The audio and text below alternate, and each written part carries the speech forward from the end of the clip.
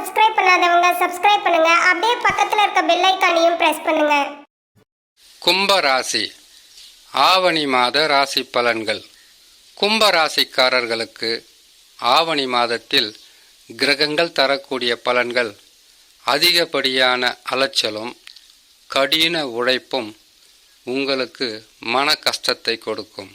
காரணம், உபகிரகங்களால் உங்களுக்கு நற்பலன்கள் இருந்தாலும் ராஜகிரகங்கள் என்று சொல்லக்கூடிய குரு, சனி, ராகு, கேதுக்கள் தருகின்ற பலனாகப்பட்டது கடினமான உழைப்பும் மன சஞ்சலமும் நிம்மதியில்லாத ஒவ்வொரு நாளும் மனக்குழப்பத்துடன் வாழக்கூடிய சூழ்நிலையில் கும்பராசி.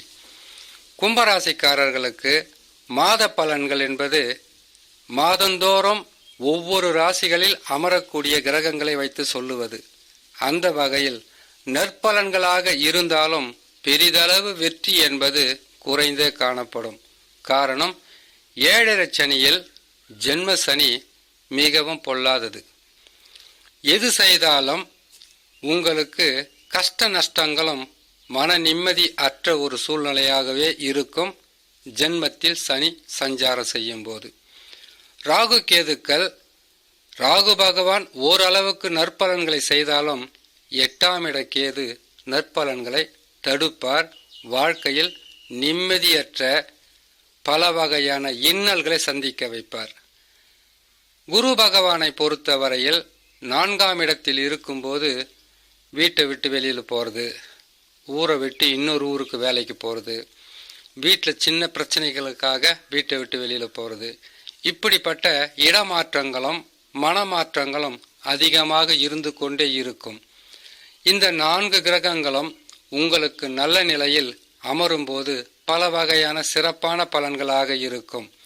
கும்பராசிக்காரர்கள் இந்த ராஜகிரகங்கள் பேச்சு காலங்கள் வரையில் கொஞ்சம் பொறுமையாக இருக்க வேண்டும். பொறுமை, நிதானம் உங்களுக்கு மிகவும் முக்கியம். அதை கடைபிடித்தால் பாதகம் இருக்காது. இம்மாதத்தில் கிரகங்கள் தரக்கூடிய பலன்களை பற்றி பார்ப்பதற்கு முன்பதாக சந்திராஷ்டம தினங்களை பார்க்கலாம். சந்திரன் 8ஆம் இடத்தில் சஞ்சாரம் செய்யக்கூடிய நாட்கள் சந்திராஷ்டம நாட்கள். இந்த சந்திராஷ்டம நாட்களில் புதிதாக தொழில் தொடங்கக்கூடாது.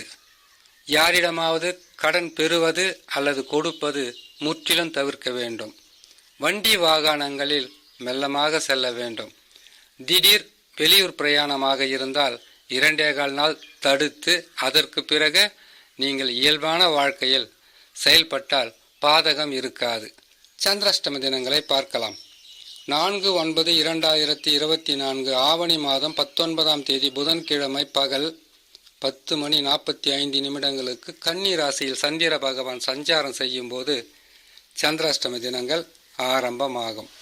சந்திராஷ்டம தினங்களிலிருந்து விடுபடக்கூடிய நாட்களாக 8/9/2024 ஆவணி மாதம் 21ஆம் தேதி வெள்ளிக்கிழமை இரவு 10:26 துலாம் ராசியில் சந்திர பகவான் சஞ்சாரம் செய்யும் போது சந்திராஷ்டம தினங்களிலிருந்து விடுபடக்கூடிய நாட்களாக இருக்கும். இம்மாதத்தில் கிரகங்கள் தரக்கூடிய பலன்களை பார்க்கலாம்.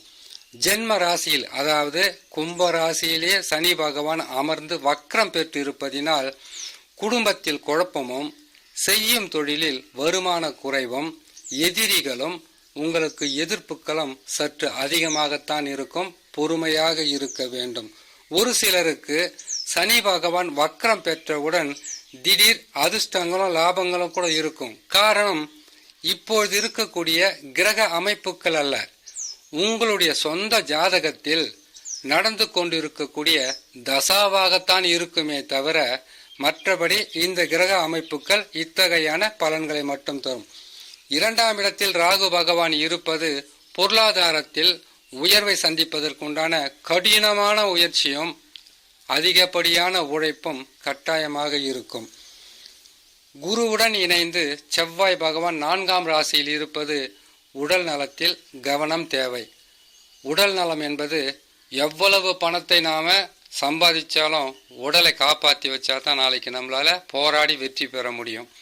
4ஆம் இடத்தில் சுகஸ்தானத்தில் இருக்கக்கூடிய குரு பகவான் உடலில் வலிமையற்ற மனிதர்களாகவும், செய்கின்ற தொழிலில் பல வகையான பின்னடைவு இருப்பதினால் மனக்கலக்கம், வேதனையும் கஷ்டங்களும் இருக்கும். சற்று பொறுமையாக இருக்க வேண்டும் கும்பராசிக்காரர்கள். அடுத்ததாக புதன் பகவானை பொறுத்தவரையில் உங்களுக்கு 6ஆம் ராசி என்று சொல்லக்கூடிய கடகராசியில் அமர்ந்திருப்பது பொருளாதாரம் என்பது சற்று உயர்வை சந்தித்தாலும் வரவை விட செலவு அதிகமாகவே இருக்கும். சூரியன் சுக்கிரன் இணைந்து சூரிய பகவான் ஆட்சி பலத்துடன் 7ஆம் இடத்தில் இருப்பதினால் உங்களுடைய உறவு, இரத்த பந்தம், சொந்த பந்தம், நண்பர்கள் இவர்கள் வழியில் இம்மாதத்தில் உங்களுக்கு தனலாபமும், அது மட்டும் இல்லாமல் அவர்களுடைய நம்பிக்கையான வாக்குறுதிகளும் மனம் சந்தோஷம் அடையும் அளவிற்கு வழியாக இருக்கும். கேது பகவான் 8ஆம் ராசியில் அமர்ந்திருப்பது அவ்வளவு சிறப்பாக இருக்காது. கலகம், பொருட்கள் திருடு போவது, ஏமாற்றங்களை சந்திப்பது, தேவையில்லாத குழப்பங்களுக்கு ஆளாவது, தூக்கம் இல்லாமல் போவது, மன நிம்மதியற்ற சூழ்நிலையாக இருக்கும். இதற்கு பரிகாரமாக குலதெய்வ வழிபாடு செய்யலாம். அப்படி இல்லை என்றால் நவகிரக சாந்தி செய்வது உங்களுக்கு மிகப்பெரிய ஒரு நற்பலன்களை தரும் என்று சொல்லி இன்னொரு நல்ல பதிவில் உங்களை நான் சந்திக்கிறேன். நன்றி, வணக்கம். மேலும் தகவலுக்கு எங்கள் சேனலை மறக்காமல் சப்ஸ்கிரைப் பண்ணுங்கள். நன்றி.